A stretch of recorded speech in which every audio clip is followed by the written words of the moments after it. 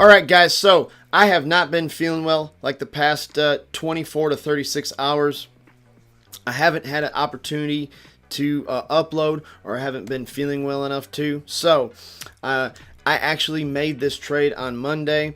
I started trying to make this video and I just was not feeling good and ended up not finishing it. So I thought I still wanted to share this today and kind of go over it with everybody.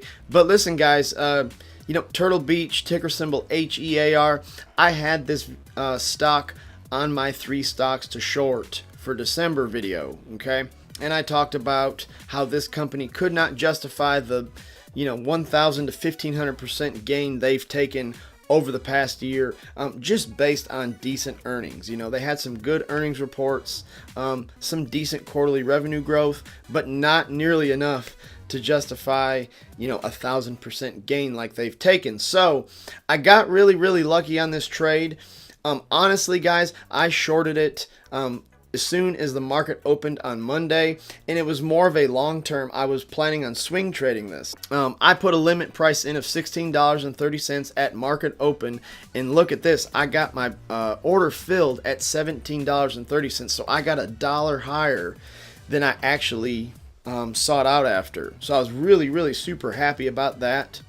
And then just momentum just crushed this thing really super fast, and I got lucky. It's kind of nice, you know what the difference between a swing trade and a day trade is just a swing trade takes longer sometimes, because everybody would day trade if they could make decent money.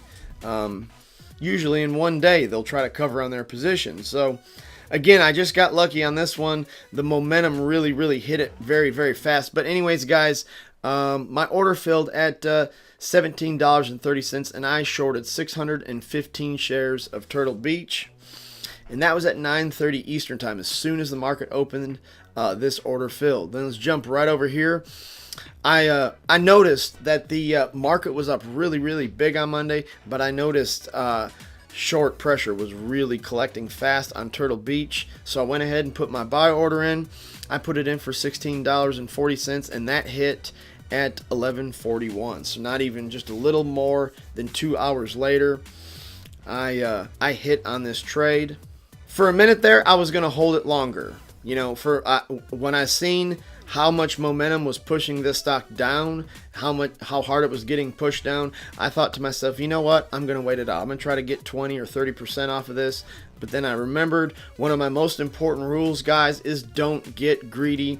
That's why I just covered with the gain I got. I was very happy with it, and I was very happy with the payout. And like I said, I just took my gains and run. Now, since Monday, we've been yesterday was a terrible day in the market. Of course, today we were closed. That's a very big thing I do want to emphasize, guys. When you're short selling, is the big thing is don't get greedy. Same thing as when you're buying a stock. If you get a gain, you can walk away that day in the green. A lot of times the best thing to do is just cover and get out, and enjoy the work you've done. Take the rest of the day off, relax, do other things you enjoy. So at $615 times $17.30, I'm going to go ahead and put the whole number in there, $17.37.073. I shorted a total of $10,643.98 of Turtle Beach.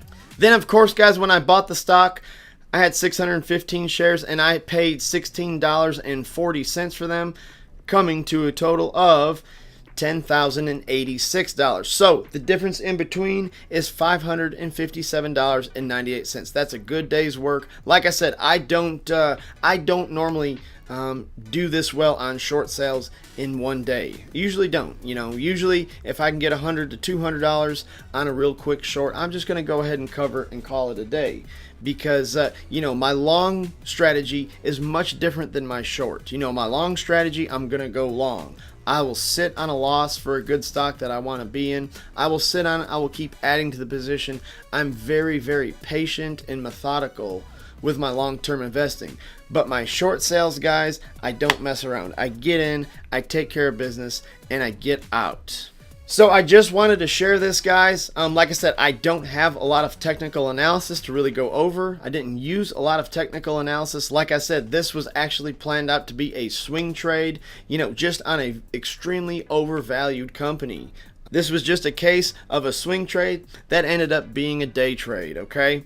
Now, behind the scenes, guys, I am working to develop a course, an investing course that is, of course, obviously going to be very focused on investing, buying stocks, other big stake investments like pre-IPO sharing, some of the fine art investing we've talked about, and a lot of other little things that I'm working on the channel. But there's also going to be a big emphasis on short sales and put options, okay? Because that is such a big tool in my tool belt right now.